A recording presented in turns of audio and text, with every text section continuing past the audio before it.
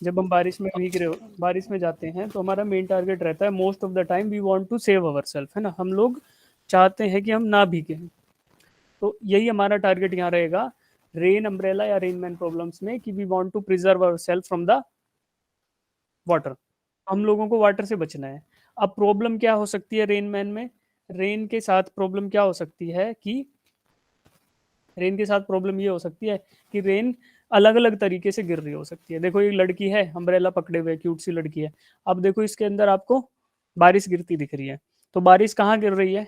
It is in the vertically downward direction. तो vertically downward direction में, यानी कि -y की तरफ ये बारिश गिर रही है। देखो, ये अगर मैं कोऑर्डिनेट्स बना दूं, जैसे अब तक यूज किया था कि राइट साइड को पॉजिटिव x होगा और नीचे से ऊपर, यानी टॉप जो pointing upwards, that is the positive y axis.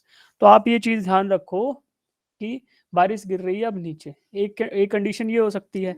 दूसरी कंडीशन ये हो सकती है कि बारिश गिरे किसी एंगल के ऊपर। ठीक है, बारिश कैसे गिर रही है अब किसी एंगल पे गिर रही है ऐसे, है ना। तो दूसरी कंडीशन ये हो सकती है। तीसरी कंडीशन ये होगी कि बारिश तो गिरे जैसे गिरे, लेकिन हम भी चल पड़े, हम किसी वेलोसिटी u से चल पड़े, है ना। कोई u वेलोसिटी है या v वेलोसिटी, कोई भी रैंडम वैल्यू ले लो, उस वेलोसिटी से हम लोग छाता पकड़ के चल पड़े। तो ये तीन अलग अलग केसेस होंगे। इन तीन केसेस में हमारा मेन उद्देश्य, जो मेन टारगेट रहेगा, कि to preserve our self, to safeguard our self from the wetting action of the rainfall. बारिश के भीगने वाले प्रभाव से हमें बचना है, ये हमारा मेन टारगेट रहेगा, तीनों के तीनों। तो ये हमारा टारगेट है फॉर रेनमैन प्रॉब्लम या रेन अम्ब्रेला प्रॉब्लम। और बचने के लिए हम क्या कर सकते हैं? बचने के लिए हम केवल और केवल छाते की डायरेक्शन चेंज कर सकते हैं, कि छाता किस तरीके से पकड़ें ताकि हम भीगने से बच जाएं। तो मेन टारगेट है to save our self from the wetting action of the rain. The action that we can take to do that is to change the angle of the umbrella. और तीन ही कंडीशन होंगी। आप rest पे हो, छाता पकड़े हुए चुपचाप खड़े हो और बारिश गिर रही है वर्टिकली डाउनवर्ड। दूसरी कंडीशन होगी कि आप छाता पकड़े हुए हो, रेस्ट पे भी हो, लेकिन बारिश गिर रही है एट सम एंगल। और तीसरी कंडीशन है कि आपने छाता पकड़ा हुआ है और आप चल भी रहे हो, है ना। तो ये बोलेंगे ये थर्ड कंडीशन है। इनके अलावा कोई भी कंडीशन नहीं होगी। आप खुद शांति से बैठ के सोचोगे तो भी आपको पता चलेगा कि these are the only three possibilities that we can see in the real world. जो फिजिकल वर्ल्ड हमारे आसपास का है, उनमें यही तीन पॉसिबिलिटीज एग्जिस्ट कर सकती है। अब देखो, एक एक करके इन सबको देखेंगे, लेकिन उससे पहले आपको एक कंसेप्ट याद दिला दूं, जो हमने पिछले मोशन इन 1D चैप्टर में पढ़ा था। क्या? Relative velocity. भाई देखो, आपको समझा रहा था मैं व्हेन आई वाज एक्सप्लेनिंग कि मोशन है, मोशन के कुछ कुछ पैरामीटर्स हैं। क्या क्या पैरामीटर्स हैं जी? Rest, motion, position, displacement, velocity, speed, acceleration, jerk, ये सब था। पोजीशन वेक्टर, डिस्प्लेसमेंट वेक्टर, ये सारे के सारे मोशन के पैरामीटर्स थे। इसमें हमने स्टडी किया था कि state of rest and state of motion. सबसे पहले हमने ये देखा था। अब देखो, स्टेट ऑफ रेस्ट और state of motion itself is a function of three things. क्या? Object, observer and the surroundings. तो ऑब्जेक्ट, ऑब्जर्वर और सराउंडिंग्स का जब हमने ये सिलसिला वहां पे पढ़ा था मोशन इन 1D में, तो हमें ये पता चला था कि there is nothing called as absolute rest, there is nothing called as absolute motion. ना तो कोई चीज एब्सोल्यूट रेस्ट जैसी होती है, ना कोई चीज एब्सोल्यूट मोशन जैसी होती है। There is something in between, और जिसको हम बोलते हैं स्टेट ऑफ रिलेटिव रेस्ट या स्टेट ऑफ रिलेटिव मोशन। और हमने ये भी पढ़ा था कि at any given interval of time, at any instant of, not interval, at any instant, किसी भी एक प्रत्येक क्षण पे अगर हम बोले, तो वहां पे कोई गिवन ऑब्जेक्ट रेस्ट में भी होगा और मोशन में भी होगा। बस वो हमारे नजरिए पे डिपेंड करता है, हम किन सराउंडिंग्स को कंसीडर कर रहे हैं, हमारा ऑब्जर्वर मूव कर रहा है या रेस्ट पे। इन सब चीजों के कॉम्बिनेशन से हम ये बताते हैं कि whether the object is in relative motion और it is in the relative rest. ठीक है। उन रिलेटिव रेस्ट और रिलेटिव मोशन के पैरामीटर से ही उठकर हमारा एक नया कंसेप्ट आया था, the concept of relative velocity. भाई, आपका कोई ऑब्जेक्ट होगा, वो किसी रेफरेंस फ्रेम के रिस्पेक्ट में मूव कर रहा होगा या किसी रेफरेंस फ्रेम के रिस्पेक्ट में एट रेस्ट होगा। तो ये दोनों चीजों में से कोई भी कंडीशन हो, तो आप बोलोगे if the object that we are observing, जिस ऑब्जेक्ट के बारे में हम कंसर्न है, वो अगर object with some reference frame अगर स्टेट ऑफ रेस्ट में है, तो दैट मीन्स इसकी relative velocity with respect to the frame of reference is zero. अगर वो object with some given reference frame, if it is in motion, if it is in the state of motion, then we can safely say that the object is in the state of relative velocity with respect to the given origin. ठीक है, और relative इसलिए आया क्योंकि पूरी बात physics के नजरिए में जो कंप्लीट बात है, पूरी बात है, समझदारों वाली बात है, वो यही हुई कि रिलेटिव वेलोसिटी। अगर कोई बोलता है कि वेलोसिटी, ये देखो चीजें सारी रिपीट कर रहा हूं मैं आपको याद दिलाने के लिए। अगर कोई बोलता है कि वेलोसिटी, तो उसको बोलोगे यार yes you are correct but you are partially correct. अगर कोई बोलता है रिलेटिव वेलोसिटी, तो फिर पूरी बात हो गई। फिजिक्स के नजरिए में रिलेटिव वेलोसिटी एक ज्यादा सही टर्म है। तो रिलेटिव वेलोसिटी का कंसेप्ट आपको समझ आया, जो वेलोसिटी है वही हमारी रिलेटिव वेलोसिटी है। अगर हम चर्चा कर दें ओरिजिन की, अगर हम चर्चा कर दें रेफरेंस फ्रेम की, तो फिर बोलेंगे कि रिलेटिव वेलोसिटी है। अब देखो यहाँ पे दो एग्जांपल है, सेम एग्जांपल है जो पहले था। कार ए को बोलता हूँ ए, और कार ए की वेलोसिटी है वी ए। कार बी है, उसकी वेलोसिटी है वी बी। अब देखो लिखने का नजरिया देखो, relative velocity of car A with respect to car B, या फिर relative velocity of A with respect to B, इसको क्या लिखेंगे, velocity of A with respect to B. इसको लिखने का तरीका क्या होगा, ए और इसके साथ स्लैश लगा दोगे, velocity of A with respect to B is equal to velocity of A minus velocity of B. जिसकी वेलोसिटी निकाल रहे हो, जिस ऑब्जेक्ट की वेलोसिटी आप निकालना चाह रहे हो, वो आएगा पहले, और जिसके रिस्पेक्ट में निकाल रहे हो वो आएगा बाद में। तो velocity of a minus velocity of b. Similarly देखो, if I want to find out relative velocity of b with respect to a, then I can say that velocity of b with respect to a is equal to velocity of b. b की निकालना चाह रहा हूँ ना, with respect to something, और वो something क्या है, velocity of a। अब रिलेटिव वेलोसिटी के कंसेप्ट में अगर मैं एब्सोल्यूट टर्म्स में बात करने लगूं, तो हमारा ऑब्जर्वर जो है, यानी जिसके रिस्पेक्ट में आप निकाल रहे हो, रेफरेंस फ्रेम जो है, उसकी वेलोसिटी जीरो अगर हो जाए, तो फिर velocity of A with respect to B किसके बराबर होगा, वेलोसिटी ए के। Velocity of B with respect to A क्या होगा, वेलोसिटी ऑफ बी। अगर हमारा ऑब्जर्वर स्टेशनरी हो जाए तो वो इसका स्पेशल केस होगा, अदरवाइज तो फिजिक्स के नजरिए में जो कंप्लीट बात है, that is all about relative velocities, relative accelerations, relative positions, relative displacements and relative everything. और इसका एक और ब्रॉडर पर्सपेक्टिव में देखो, देखो फिजिक्स का स्कोप जब मैंने आपको बताया था, when we were discussing the first chapter physical world, वहां पे फिजिक्स का स्कोप क्या था, लिमिटेड था कि अनलिमिटेड था, अनलिमिटेड। अनलिमिटेड स्कोप था। तो अनलिमिटेड स्कोप जब हुआ, तो अगर मैं ये बोल रहा हूँ कि फिजिक्स के नजरिए में, this means we are talking about the complete cosmos, we are talking about the complete physicality of this universe, जो इसका क्या बोलते हैं, भौतिक स्वरूप है, इस हमारे ब्रह्मांड का भौतिक स्वरूप। भौतिक क्या होगा, that all that can be perceived by all of our five senses, plus all that can not be perceived. ठीक है, वो सारा का सारा जिनको हम पांच इंद्रियों की मदद से अनुभव कर सकें, और उसके अलावा भी बहुत कुछ, उस सारे को कंबाइन कर दोगे, that is the part of physical world. और physical world was the scope of physics. तो आप, जब मैं ये बोल रहा हूँ कि physical in the term of physics, या in the eyes of physics, या in the prospective of physics, या फिजिक्स के नजरिए में बोलूं, तो दिस नेचुरली मीन्स कि I am talking about everything around us. ठीक है, तो everything around us is only concern about relative things, है ना। एब्सोल्यूट नाम की किसी भी चीज में कोई चीज नहीं होती है। अब वो आपको थोड़ा फिलोसफिकल भी बताऊं मैं, तो क्या होगा कि यहाँ पे रिलेटिव पोजीशंस की बात कर, रिलेटिव एक्सेलरेशन, ये सब तो ठीक है, these are motion parameters, but हर चीज आपस में रिलेटिव होती है। यू आर प्रिपेयरिंग, आप लोग तैयारी कर रहे हो, तो जो रिलेटिवली बेटर मार्क्स लेके आएगा वो विनर हो जाएगा, है ना। और देखो कई बार ऐसा होता है हम लोग अपने घर वालों से लड़ाई कर लेते हैं कि तुम, कि पापा आप हमारी क्या केयर कर रहे हो, ये तो सब करते हैं, या उसने तो ये खरीद लिया, उसके उसके पापा ने उसको ये गिफ्ट कर दिया, ये कर दिया। तो क्या होता है, we are always looking for some relative points, है ना। हम रिलेटिवली ही देखते हैं चीजों को, नेचर भी रिलेटिवली देखता है ना। क्या करोगे, मान लो आपकी लड़ाई होनी है, आपकी लड़ाई होगी स्कूल में, तो आप अकड़ोगे, आप शांत हो जाओगे, ये बहुत कुछ डिपेंड करता है इस चीज पे कि सामने वाला तगड़ा है कि सामने वाला वीक है। अगर वो रिलेटिवली वीक रहा, तो आप लोग खूब एकदम से हल्ला करोगे, और वो आपसे, चांसेस हो सकते हैं ना कि वो आपसे तगड़ा हो, तो फिर क्या करोगे, फिर चुपचाप चलो भाई कोई बात नहीं, समझदारी से देखते हैं, कोई बात नहीं। तो ऐसा हमेशा होता है, these are some examples. Relationships में भी ऐसा होगा, आपकी day to day every activity में ऐसा आप महसूस करोगे कि हम लोग केवल और केवल रिलेटिव चीजें देख रहे हैं। अब देखो, ये बात आ गई रिलेटिव। अब कंसेप्ट क्या था रिलेटिव वेलोसिटी का, इस अगर रिलेटिव वेलोसिटी, अब ये सारा भूल जाओ जो फिलोसफिकल बताया, क्योंकि ये आपके जेई एग्जाम में नहीं आएगा।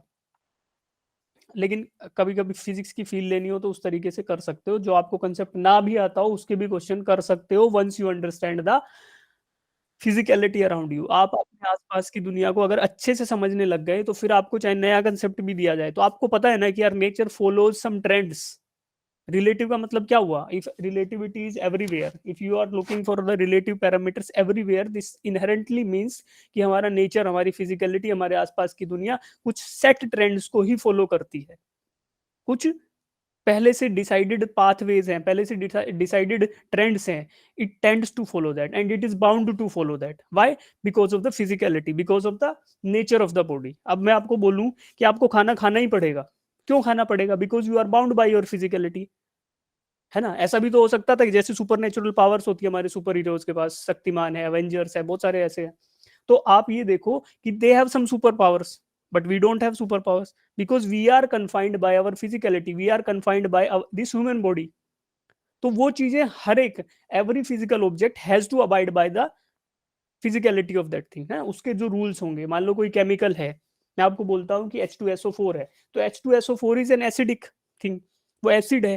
क्यों है वो? Because it is confined by its physicality. H2SO4 का गुण धर्म ऐसा है, its physical properties are like that way कि वो वैसा ही बिहेव करेगा। तो आप क्या होगा कि आप when you start to see the trends in the nature around you, तो आप लोग नए जो नए कंसेप्ट्स हैं उनको भी आप कर पाओगे विदाउट इवन स्टडिंग। तो ऐसा भी पॉसिबल है। और ऐसा ही होता है, जब हम लोगों ने फर्स्ट चैप्टर पढ़ा था फिजिकल वर्ल्ड, तो वहां पे क्या देखा था कि क्या देखा था हमने वहां पे कि हम लोग मैथमेटिकल मॉडल्स कैसे डेवलप करते थे। तो फर्स्ट वी ऑब्जर्व समथिंग, पहले हम कुछ नई चीज देखते हैं, फिर हम उसके ऊपर तर्क करते हैं, we apply our logic and then we formulate the mathematical model. उस मॉडल के बाद एक्सपेरिमेंटेशन भी होता है, एक्सपेरिमेंटेशन के बीच में स्टैटिस्टिकल भी आता है मैथमेटिकल टूल, और फिर फाइनली जाके एक इक्वेशन डिराइव हो जाती है। अब ये पूरे के पूरे प्रोसेस में एक चीज कॉमन थी जो इनिशियल थी कि you are observing something new. और वो नया ऑब्जर्व करने का प्रोसेस तभी डेवलप होता है when you start to see the trends in the nature around you. तो वो नेचर क्या हुआ कि रिलेटिव। अब हर चीज का आज से क्या बोलेंगे कि इट इज रिलेटिव। एक बार वो नजरिया, एक बार वो आई, वो एक क्या बोलते हैं उसको, अ, उस तरीके से एक बार चीजों को उस तर्क पे रख के देखो, उस लॉजिक पे रख के देखोगे, तो कई बार ऐसा होगा कि चीजें आपके सामने खुलने लगेंगी, चीजें आपके सामने आने लगेंगी कि यार अच्छा, दिस वाज सो सिंपल। ठीक है। तो हाँ, अब वापिस आ जाते हैं एक छोटी सी बात पे, जो है कि रिलेटिव वेलोसिटी। रिलेटिव वेलोसिटी क्या होगी? किसी ऑब्जेक्ट की वेलोसिटी किसी दूसरे ऑब्जेक्ट के रिस्पेक्ट में या किसी दूसरे ऑब्जेक्ट के रिलेशन में। यहाँ पे हमारे पास दो कार हैं, एक ब्लू कलर की, एक रेड कलर की। ब्लू कलर की कार की velocity with respect to red colour car देखोगे तो ये आ गया, यानी का सॉरी फर्स्ट वाला, velocity of A with respect to B is velocity of A. जिसकी वेलोसिटी निकालनी है, किसके रिस्पेक्ट में निकालनी है, उसकी सब्ट्रैक्ट कर दो।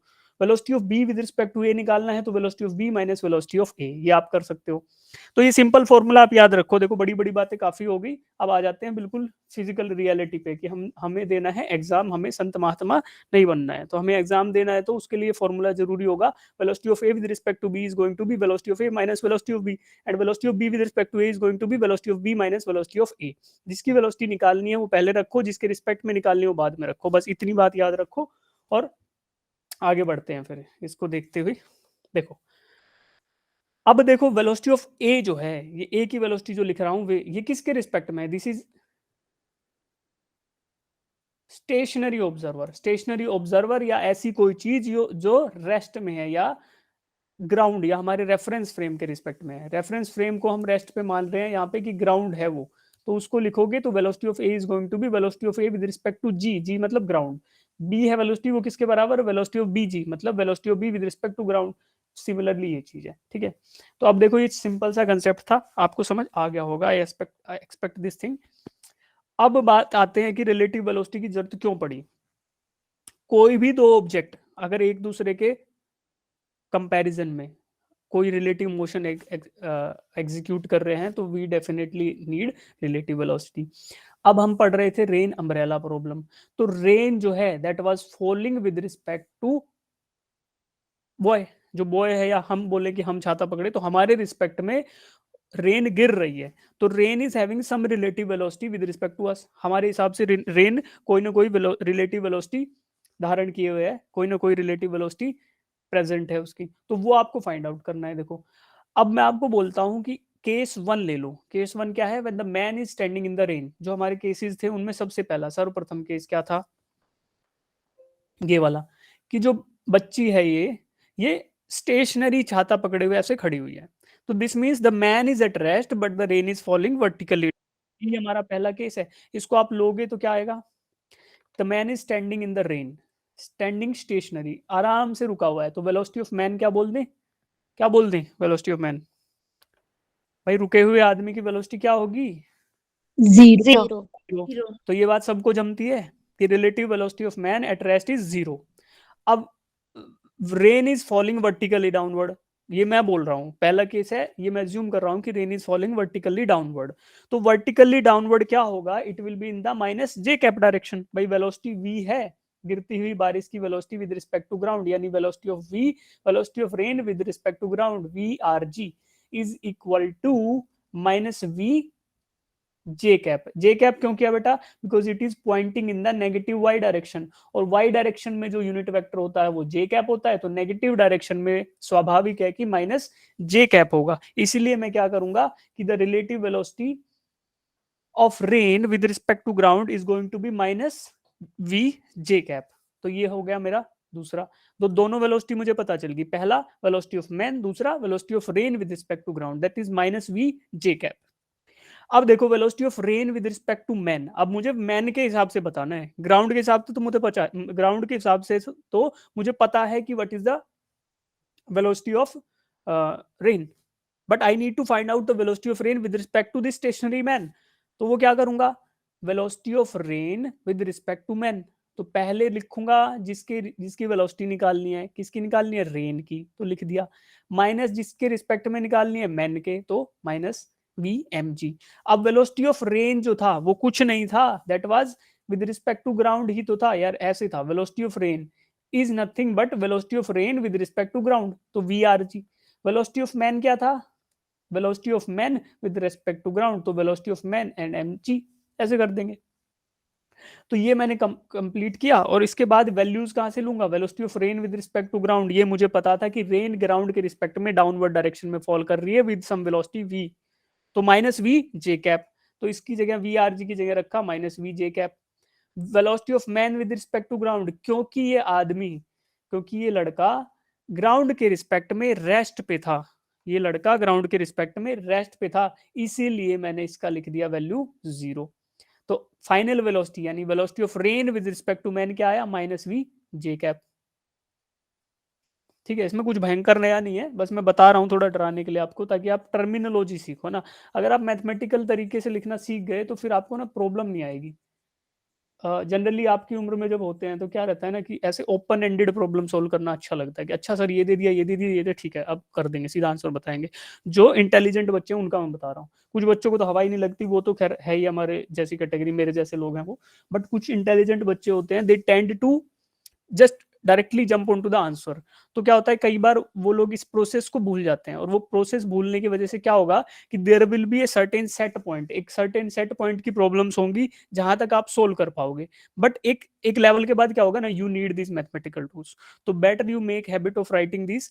ये आपको एक लेवल की जो प्रॉब्लम आएगी, कभी ऐसी प्रॉब्लम आएगी कि yes this problem has some level of difficulty, तो वहां पे you definitely require this mathematical tools. तो कोई बच्चा ऐसे ना सोचे कि सर ये जे कैप वे कैप आप बता रहे हो, मुझे जरूरत नहीं है। जरूरत नहीं है, आई नो कि 60% डिफिकल्टी का प्रॉब्लम होगा, नहीं होगी जरूरत डेफिनेटली, और यूज नहीं, अगर आप कंफर्टेबल हो इनको यूज करने के अंदर, but you can definitely omit at that point, आप उस जगह पे उसको ओमिट कर सकते हो। But when you find out a problem with 90% difficulty, then you certainly need to write it in a set manner। उस तरीके से लिखोगे तो आप you can definitely approach to the solution in a quicker way, थोड़ा जल्दी आप solution के प्रति सॉल्यूशन आप पा जाओगे थोड़ा जल्दी, है ना।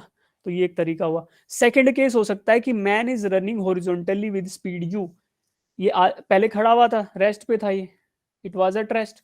अब दिस मैन इज मूविंग, ठीक है, अब ये मूव कर रहा है विद सम वेलोसिटी, उसको बोला यू वेलोसिटी, इसको यहाँ चेंज कर देते हैं वेलोसिटी, यू यू वेलोसिटी रखते हैं, यहाँ पे चेंज कर देते हैं, ठीक है। With velocity you along horizontal, यानी कि हॉरिजॉन्टल डायरेक्शन के अलोंग ये मैन मूव कर रहा है विद सम वेलोसिटी यू। ये मुझे सेकंड केस मिला। अब वेलोसिटी ऑफ, वही दोनों वेलोसिटी लिखूंगा। I need to find out velocity of rain with respect to this moving man. तो I need to velocities, one the velocity of rain with respect to ground, second the velocity of this man with respect to ground. और फिर मैं relative velocity निकाल पाऊंगा किस किस की, rain की with respect to this man. तो देखो क्या करेंगे, velocity of rain with respect to ground यानी कि वेलोसिटी ऑफ रेन वो क्या है, vertically downward it is falling with some velocity v, तो that is nothing but minus v j cap. v into minus J cap, minus J cap is the unit vector in the vertically downward direction. तो उस unit vector के साथ आप magnitude of velocity को multiply कर रहे हो, that's why आपको v इंटू माइनस जे कैप मिला, और उसको सिंप्लीफाई करके लिख दिया minus v J cap. Velocity of man, अब वेलोसिटी ऑफ मैन लिख रहे हो आप, तो वेलोसिटी ऑफ मैन तो आपको दिया गया है कि the man is walking horizontally in the positive X axis with some velocity u। तो पॉजिटिव एक्स एक्सिस की तरफ ये आदमी मूव कर रहा है विद सम वेलोसिटी u, उसको लिखने लगे तो u आई कैप, दोनों चीजें मिल गई। अब मैं फाइंड आउट करता हूँ velocity of rain with respect to man, वो क्या आएगी, जिसकी वेलोसिटी निकालनी है, रेन की निकालनी है विद रिस्पेक्ट टू मैन, तो ये निकालेंगे। तो velocity of R M is equal to, यानी velocity of rain with respect to man is equal to velocity of rain with respect to ground minus velocity of man with respect to ground. और इसको आप values put कर दो, जो values थी ना आपकी, उन वैल्यूज को आप पुट कर दो, निसंकोच ये वैल्यूज पुट करोगे तो then you can definitely find out velocity of rain with respect to man, man की velocity with respect to rain, या फिर रेन की velocity with respect to man. तो क्या करोगे, पहला वैल्यू यहां से लो, दूसरा लो, इन दोनों को सोल्व करोगे तो minus J V J cap and minus U I cap, ये आपको मिल गया।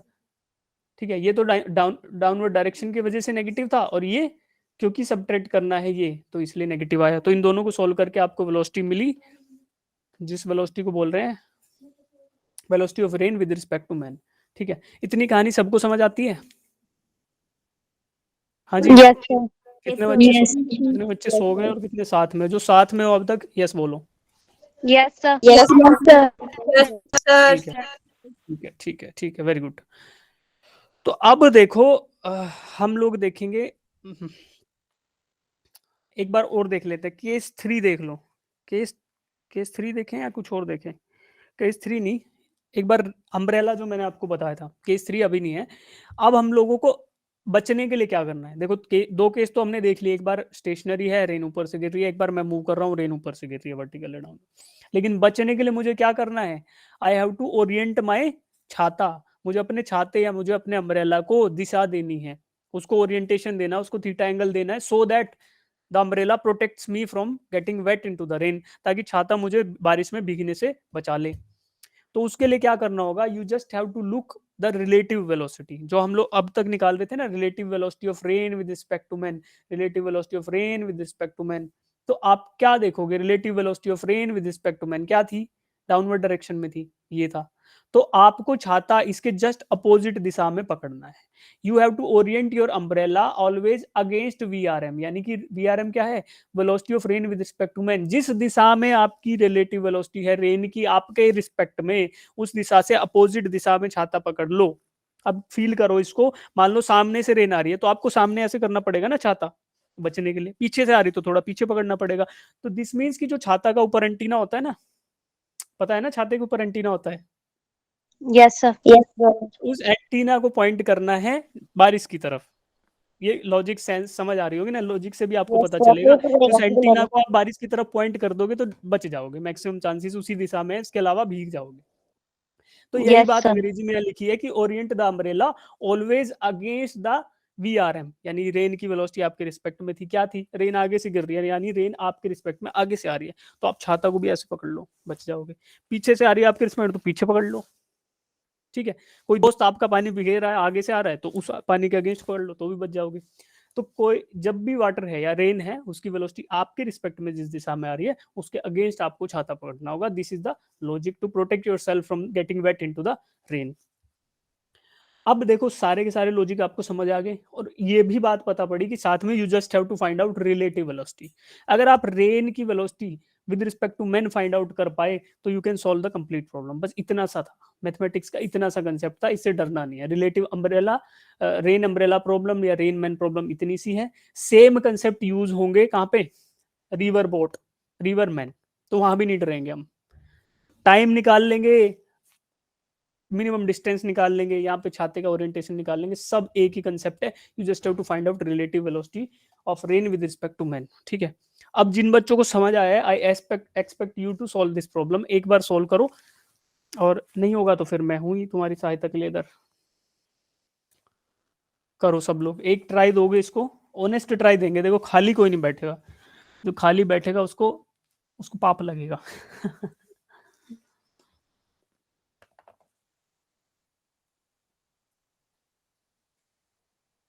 अच्छा, मम्मी कसम में कितने लोग बिलीव करते हो? हैंड रेज करना एक बार। तो सही है, अरे शर्माओ मत। अगर अभी मैं मम्मी कसम देने बैठेगा, तुम सारे लोग करने लग जाओगे क्वेश्चन। कोई बात नहीं, नहीं देंगे। ठीक है, ठीक है, सब लोग करो, और जिनका आंसर आ जाए वो हैंड रेज करना। 1 मिनट बाद मैं आपको एक हिंट दूंगा, उसके बेसिस पे सबका आ जाएगा आंसर। ठीक है, करो सब लोग।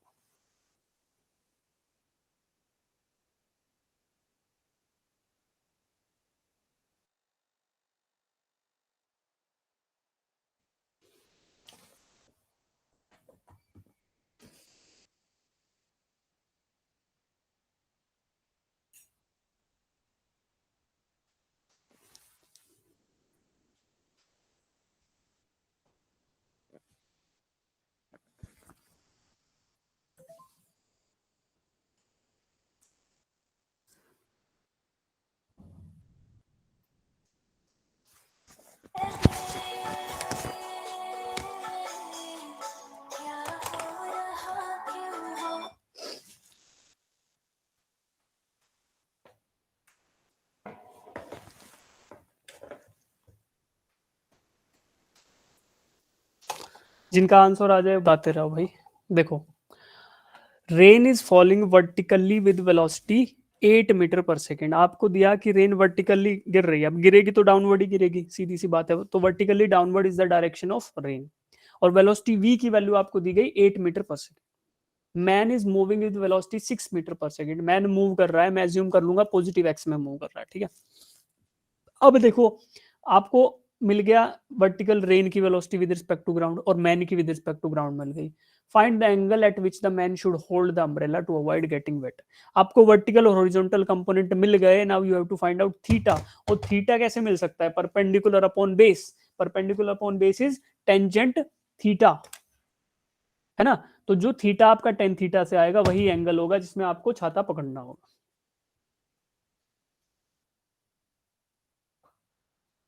हिंट दिया गया है, देखो चित्र भी बना देता हूं थोड़ा सा।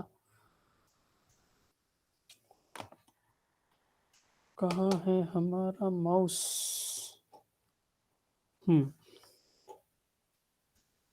चित्र इस प्रकार बनेगा, देखो भाई, this is the velocity of rain with respect to ground. क्यों? क्योंकि नीचे गिर रही है, तो -8 जे कैप। ठीक, velocity of man with respect to ground 6 I cap. ठीक है, अब इसको थोड़ा 8 जे कैप को थोड़ा लेफ्ट साइड में लिख देता हूं मैं इधर, -8 जे कैप। तो अब इस ट्राइंगल को आप कंप्लीट करो अपोजिट ऑर्डर में, ऐसे पूरा होगा ये, और यही वेलोसिटी होगी रेन की विद रिस्पेक्ट टू मैन। ठीक है, हॉरिजॉन्टल कंपोनेंट क्या होगा? आदमी वाला, और रेन क्या होगी? ये। ठीक है, तो इस हिसाब से you can complete this triangle. Find out करो, ये होगी वेलोसिटी ऑफ रेन, तो ये है वेलोसिटी ऑफ मैन, ये है, ये velocity of rain with respect to man.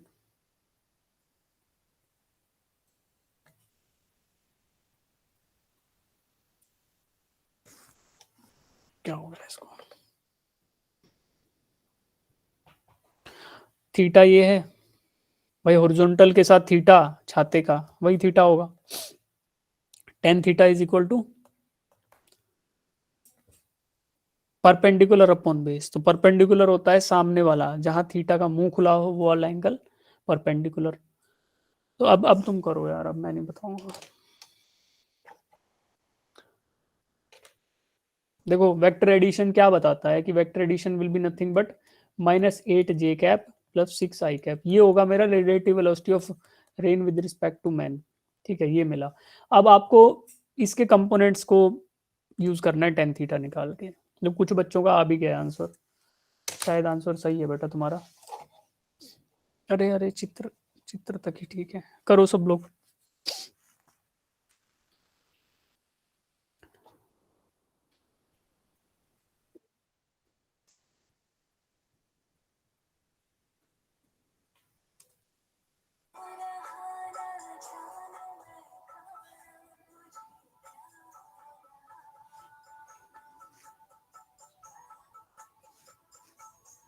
बेटा देखो, इतना हिंट देने के बाद I expect you to solve this question. मुझे उम्मीद है कि कुछ बच्चे तो कर पाओगे।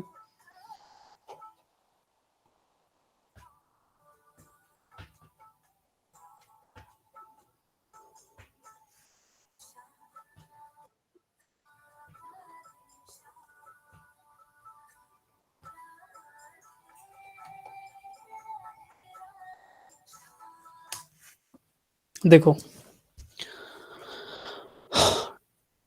Theta is equal to tan inverse 3/4।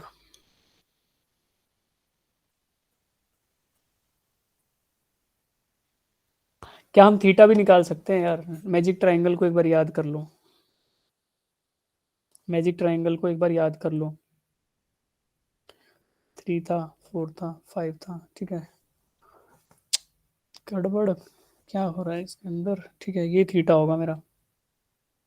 तो क्या होता था, ये वाला थीटा क्या था? 37 डिग्री था, ये 53 डिग्री था। फील करो, ठीक है। अब देखो सॉल्यूशन देखो, उम्मीद है काफी बच्चे कर कर लिया होगा। जो बच्चे रास्ते में होंगे, मुझे पता है 4-5 बच्चे ऐसे भी होंगे जो कर रहे थे बट थोड़ा सा मिस हो गया, कोई बात नहीं, better luck next time. Life lines का आपने पूरा इस्तेमाल कर लिया है, अब आप अनफॉर्चुनेटली गेम से बाहर हो गए हो, कोई बात नहीं। तो देखो, velocity of rain with respect to man, मुझे ये निकालना था, तो उसको लिखूंगा वेलोसिटी ऑफ क्या, रेन, किसके रिस्पेक्ट में, मैन के। तो जिसकी निकालनी हो पहले, जिसके रिस्पेक्ट में निकालनी है बाद में, सिंपल सी बात है। तो वेलोसिटी ऑफ रेन क्या था, इट वाज फॉलिंग डाउनवर्ड, तो रेन मेरा नीचे गिर रहा है जी, और वो था -8 जे कैप के बराबर, लिख दिया एज इट इज। माइनस, क्योंकि रिस्पेक्ट में निकालते तो सब्ट्रैक्ट करना होता है, इसलिए ये माइनस आया। Velocity of man with respect to ground, तो मैन मूव कर रहा है with respect to ground 6 metre per second से राइट साइड में, तो this means it is 6 i cap, -6 i cap कर दिया, तो ये मुझे मिली velocity, velocity of rain with respect to man. यहां तक उम्मीद है सब पहुंच गए होंगे। अब टू कैलकुलेट थीटा, वो होता है परपेंडिकुलर अपॉन बेस, और परपेंडिकुलर क्या है, देखो थीटा क्या है बेटा, थीटा ऐसे है, ये वाला थीटा, ये भाई कुछ गड़बड़ करवा के मानेगा। थीटा जो है, आपको दिख रहा है कि रेन जो है वर्टिकली डाउनवर्ड गिर रही है, और छाता आपको अपोजिट में पकड़ना है, इसलिए इसको इधर ड्रॉ कर दिया, नहीं तो आदमी तो इधर चल रहा था। तो ऐसे आपकी वेलोसिटी आएगी, और थीटा यही थीटा है, तो वो थीटा आपको फाइंड आउट करना है, that is perpendicular upon base. इसको यूज करोगे तो आप निकाल पाओगे भाई, परपेंडिकुलर ये है, बेस ये है, और दोनों कट पिट के आया 10 इनवर्स 3/4, और मैजिक ट्राइंगल से 37 डिग्री तक भी आप पहुंच पाओगे, अगर आपको वो कंसेप्ट याद रहे, ठीक है। कितने बच्चे अब इसको कर लोगे? इसमें कुछ था नहीं यार, वैसे उम्मीद थी कि आप लोग कर लो। अब ये पता है क्यों हो रहा है, कि क्यों क्यों नहीं आप लोग कर पा रहे? क्योंकि आप लोगों ने असाइनमेंट्स नहीं करे। अगर जिन बच्चों ने असाइनमेंट कर लिए होंगे, और वो 4-5 बच्चे हैं मेरी नज़र में भी हैं, आपको भी दिखते होंगे, 4-5 बच्चे ऐसे हैं जिन्होंने असाइनमेंट करे होंगे, तो they are definitely answering this questions. तो आपको क्या है कि जैसे जैसे चैप्टर्स आगे बढ़ते जाएंगे ना, तो प्रीवियस चैप्टर्स के कंसेप्ट यूज होने वाले हैं, और अगर आप वो भूल गए तो क्या हो जाएगा, सब गुड़ गोबर हो जाएगा। धुआं धुआं। हाँ, धुआं धुआं। तो धुआं से बचने के लिए क्या करेंगे ना, हमारे ये चैप्टर फॉर्चुनेटली हमारा खत्म हो जाएगा, और हमें एक लेक्चर मिल जाएगा इस वीक में। उस धुआं से बचने के लिए मैं आपके लिए हेल्प कर सकता हूँ कि आई कैन ऑर्गेनाइज द, उस 1 घंटे को हम पूरा इस्तेमाल कर सकते हैं to revise all these 4 chapters. तो एक बार ध्यान से सीट की पेटियां बांध के टाइट और बैठ जाना, फिर मैं फटाफट से समझा दूंगा, और वीडियो भी रिकॉर्ड हो ही जाएगी, तो आप लोग वहां से उसको रिवाइज कर लेना, ठीक है। अब ये हो गया, कितने बच्चे अब कर पाओगे? देखो उम्मीद है जितने अब किया तो किया, जिनसे अब नहीं हुआ था वो कर लोगे, ये उम्मीद, ये कितने बच्चे हैं? हैंड रेज करो जो बच्चे इस टाइप के क्वेश्चन को अब कर लोगे। ठीक है, ठीक है, ठीक है, ठीक है। अब देखो, इसी प्रकार का एक और क्वेश्चन है, वो सब लोग फिर से अटेम्प्ट करो। ये भी सिमिलर कंसेप्ट है, सारा खेल बराबर वैसा ही है जैसा पहले था, बट इसको करो अब, वो नहीं हुआ तो। A man is walking on the road with a velocity of 3 kilometer per hour. Suddenly, rain starts falling. The velocity of rain is 10 kilometer per hour in vertically downward direction. Relative velocity of rain is, relative velocity of rain with respect to man is, पूरा question अगर होगा तो ऐसे होगा, relative velocity of rain with respect to man निकालो। अच्छा, सारे के सारे ऑप्शंस के ऊपर अंडर रूट लगा लो, है ना, सभी के सभी ऑप्शंस के ऊपर अंडर रूट लगा लो। ये ऑप्शन सारे के सारे गलत दिए हुए हैं। ठीक है, अभी छुट्टियों में हम यही करेंगे, इन सबको ना कुछ तरीका लगाएंगे कि ये सब गलतियां ना हो। अब जो भी कर रहे हैं उनको तो थोड़ा सा उनको भी समझाएंगे कि यार ऐसा मत करो। ठीक है, बेहद सिंपल सवाल है, इसको करना होगा तुमको। ठीक है, मैं रुक गया तब तक आप लोग नहीं करते इसको, I am waiting for you. जैसा पिछला क्वेश्चन था एग्जैक्टली वही स्टेप लगाओ। ड्रॉ करो पहले vertically downward velocity of rain को, ड्रॉ करो हॉरिजॉन्टल वेलोसिटी ऑफ मैन को, then you can find out the magnitude of relative velocity of man with respect to rain. Draw नहीं करोगे तो भी निकाल सकते हो, ड्रॉ करके ट्रायंगल ऑफ वेक्टर एडिशन से भी इसको निकाल सकते हो। ठीक, और बाकी फिर कुछ आंसर आएगा, वो आप आंसर मुझे बताओ। पायल का आ गया है, बाकी बच्चों से एक्सपेक्टेड है कि करोगे आप सब लोग।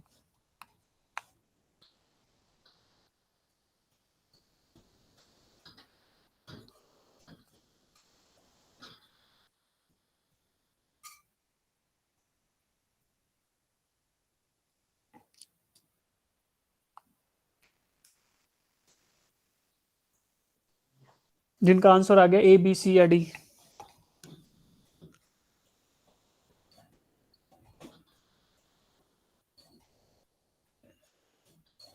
सही है, ऑप्शन सी सही है, रूट 109 किलोमीटर पर आवर।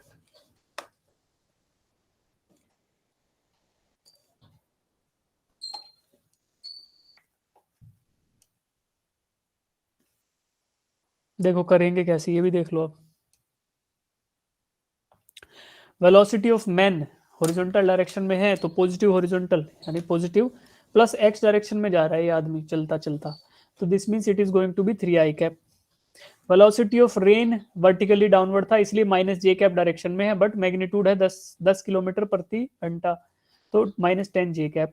ठीक है, velocity of rain with respect to man क्या होगा, जिसकी वेलोसिटी निकालनी है, रेन की निकालनी है विद रिस्पेक्ट टू मैन, तो मैन की माइनस कर दो। सिमिलर कंसेप्ट यूज करो, वी आर है -10 j कैप -3 i कैप, ये सॉल्व किया तो velocity of rain with respect to man आपको मिल गया। अब मैग्नीट्यूड कैसे निकालोगे, magnitude of any vector, magnitude of any vector R, जब हम फॉर्मूला देख रहे थे तो इस फॉर्म में देखा था, वेक्टर आर का मैग्नीट्यूड क्या था, इसके रिस्पेक्टिव कंपोनेंट्स का स्क्वायर ले लो, है ना, और उनका जो सम आए उसको अंडरूट कर दो। अब ये 2D में था, 3D में अगर होता तो ऐसा हो जाता, under root R X square plus R Y square plus R Z, है ना, तो ऐसे कर लेते। तो अब देखो बेटा, यहाँ दो कंपोनेंट है, एक तो वाई की डायरेक्शन में वो है जे कैप के साथ, और एक एक्स डायरेक्शन में वाई कैप के साथ है। तो क्या करोगे, when you are trying to find out R M velocity था उसका मैग्नीट्यूड, तो क्या करने वाले हैं, एक्स कंपोनेंट का स्क्वायर प्लस वाई कंपोनेंट का स्क्वायर, और दोनों को ऐड करके अंडर कर दो, तो आपको क्या मिला, -3 इंटू -3 इज 9 इंटू 10 इज 100, दोनों को ऐड करो दैट इज 109 का अंडर, और यूनिट आएगा किलोमीटर पर आवर। ठीक है, इधर गलत दे रखा है, 109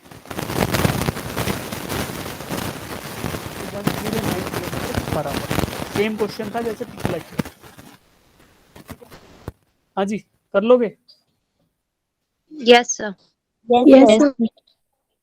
अच्छा, समझ आ रहा है कि ऐसे ही टाइम पास हो रहा है हमारा, समझ में मजा आ रहा है।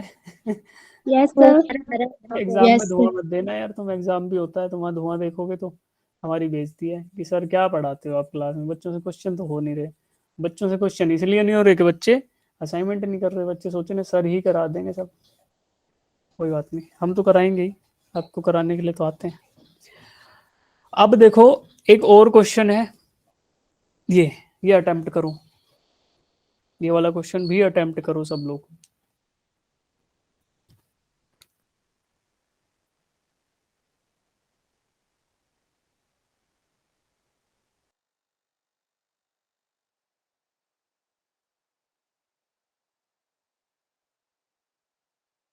इस क्वेश्चन में आपको पर्याप्त समय दिया जाएगा। जिन बच्चों को अब तक नहीं हो पाया ना जिनसे क्वेश्चन, वो सब लोग इस क्वेश्चन इसमें अपना योगदान देंगे, वो सब लोग इस क्वेश्चन को अटेम्प्ट करने का कोशिश करेंगे, ठीक है।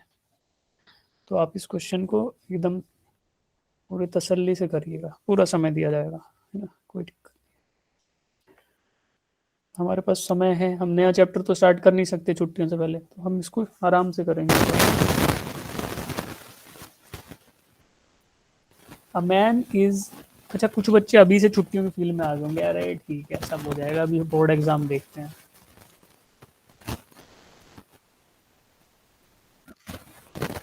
करेंगे बोर्ड के बारे में बात करेंगे towards the end of the class, 2-4 minute में बताएंगे कुछ आपको।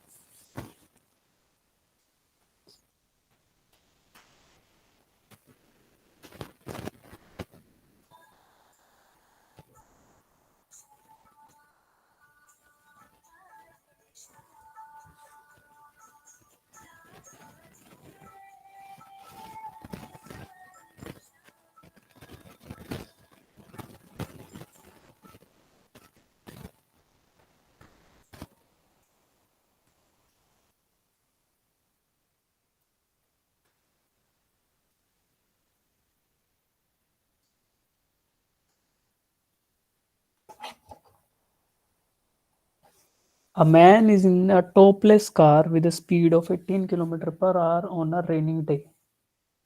ठीक है, to protect himself from rain, he holds an umbrella at 60 degree to the vertical. The velocity of rain is, velocity of rain निकालना है। थीटा बता दिया गया है, हॉरिजॉन्टल कंपोनेंट ऑफ वेलोसिटी बता दिया गया है, वर्टिकल कंपोनेंट आपको बता, सिंपल सा छोटू क्वेश्चन है, ये सब लोगों को आने चाहिए। ये नहीं होगा तो फिर समझो फिजिक्स कैसे होगी भाई, करो सब लोग। ऐसी गाड़ी कैसी जिसमें आदमी भीग भी जाए, फायदा क्या। पर हमारा जो बंदा है वो भीग रहा है, गाड़ी में छाता पकड़ के चलना पड़ रहा है उसको।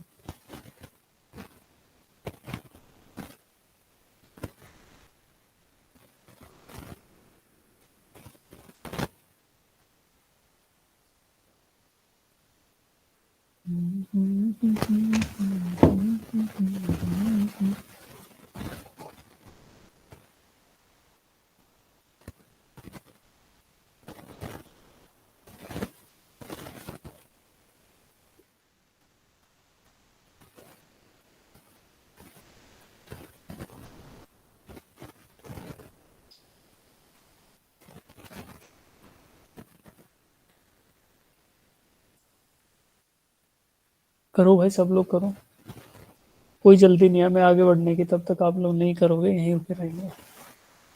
कंसेप्ट में पढ़ा चुका आपको अच्छे से, तो आप याद करो जो चीज़ अभी पढ़ाई गई है, बस वही यूज हो रहा है, उससे ज़्यादा कुछ नहीं। और बता भी दिया मैंने आपको कि वेलोसिटी ऑफ कार हॉरिजॉन्टली 4 या 18 किलोमीटर पर आवर से, ठीक।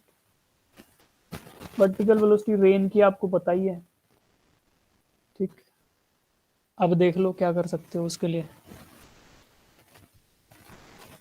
वर्टिकली डाउनवर्ड आपकी वेलोसिटी है रेन की, वो फाइंड आउट करनी है। एंगल दिया 60 degree, tangent theta you know, आपको टेंजेंट थीटा पता है, परपेंडिकुलर अपॉन बेस आपको फॉर्मूला यूज करना है, उससे ज़्यादा कुछ नहीं करना है, सिंपल सा है भाई।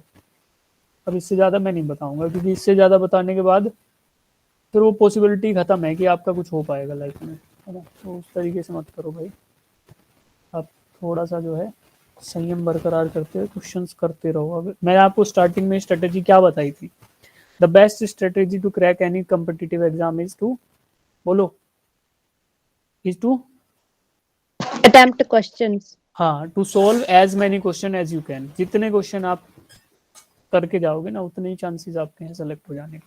कहावत भी है ना, the more you bleed in the more you sweat in the training the less you bleed in the battle, यानी कि अंग्रेजों के हिसाब से भी ऐसा ही है और हमारे हिसाब से तो है ही कि जितना परिश्रम करोगे उतना ही फल मिलेगा। तो जितना आप पसीना तैयारी में बहा दोगे उतना ही आपको लड़ाई में खून कम बहाना पड़ेगा। The more you sweat the less you bleed in the battle, बस वही है। तो जितने क्वेश्चन कर लोगे उतने ही क्वेश्चन देखे देखे नजर आएंगे, धुआं उतना ही छटता चला जाएगा, धुआं कम हो जाएगा, और धुआं कम होगा तो क्लैरिटी आएगी, क्लैरिटी आएगी तो आंसर्स मिलेंगे। तो अभी से हैबिट बना लो भाई, टाइम तो ऐसे मिलेगा नहीं। टाइम के बारे में भी एक चीज है कि यू डोंट गेट टाइम, आपको टाइम कभी नहीं मिलता, टाइम आपको निकालना पड़ता है। You have to set your priorities, जैसी ही आपकी प्रायोरिटीज सेट हो जाएंगी उस हिसाब से आपका टाइम निकलता चला जाएगा, है ना। कुछ बच्चे ऐसे होंगे कि सर टाइम ही नहीं मिलता, ये नहीं होता, वो नहीं होता, बट वही बच्चे एक एक घंटा इंस्टाग्राम चला ले रहे होंगे आराम से, बिल्कुल टेंशन फ्री होके। तो ये देखो कि जब इंस्टाग्राम के लिए समय निकाल पा रहे हो तो और चीजों के लिए भी निकल जाएगा।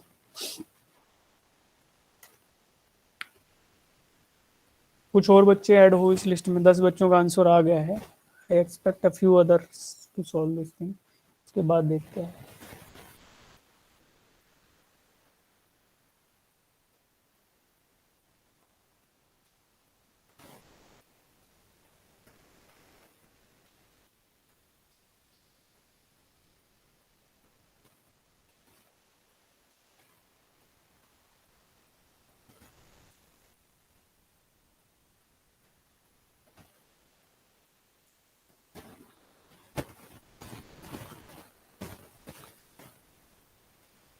अब जिनका आंसर आ गया है, कुछ बच्चों ने तो ऑलरेडी चैट बॉक्स में आंसर पोस्ट कर दिया, जिन्होंने नहीं किया वो करो सब लोग चैट बॉक्स में आंसर।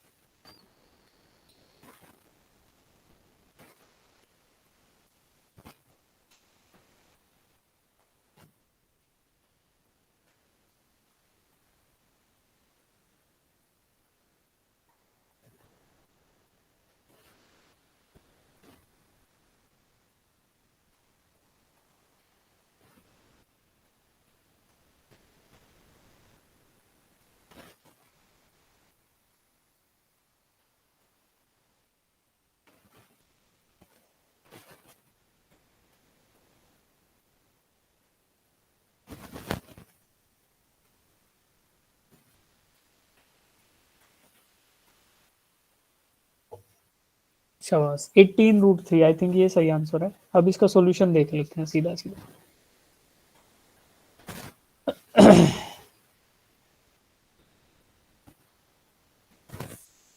देखो, velocity of rain with respect to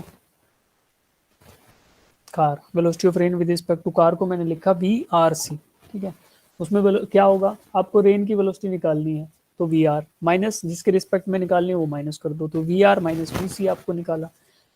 VR क्या था जी, वो मुझे फाइंड आउट करना है, तो उसको V लिख दिया डाउनवर्ड डायरेक्शन में, और वेलोसिटी ऑफ कार लिख दिया 18 आई कैप, तो माइनस किया तो -18 आई कैप आ गया। अब 10 थीटा निकालोगे तो V अपॉन -18 कर लो, परपेंडिकुलर अपॉन बेस। परपेंडिकुलर क्या होगा, वेलोसिटी ऑफ रेन, और बेस क्या होगा कार का, तो इस सब को यूज करोगे तो आपको मिल जाएगा tangent theta tangent 60 degree equals to V by -18, और -18 को 1060 से मल्टीप्लाई करो तो -18 इंटू √3, और आगे कोई बच्चा जज्बाती होकर थोड़ा और सोल्व कर लेगा तो आ जाएगा -31.2 किलोमीटर पर आवर, और उसी को लिखोगे तो 31.2 kilometre per hour in the downward direction. ठीक, तो ये इसका सोल्यूशन है। आई एक्सपेक्ट कि काफी बच्चों ने तो कर लिया था, जिन्होंने नहीं किया उनको ये सॉल्यूशन दिख रहा होगा। ठीक है, अब एक थर्ड केस है, ये थर्ड केस भी समझ ही लेते हैं, अभी हमारे पास टाइम है, या इसको कल समझेंगे थर्ड केस को। अभी तक का समझ आया सबको? Yes, sir. Yes, sir. Yes, sir.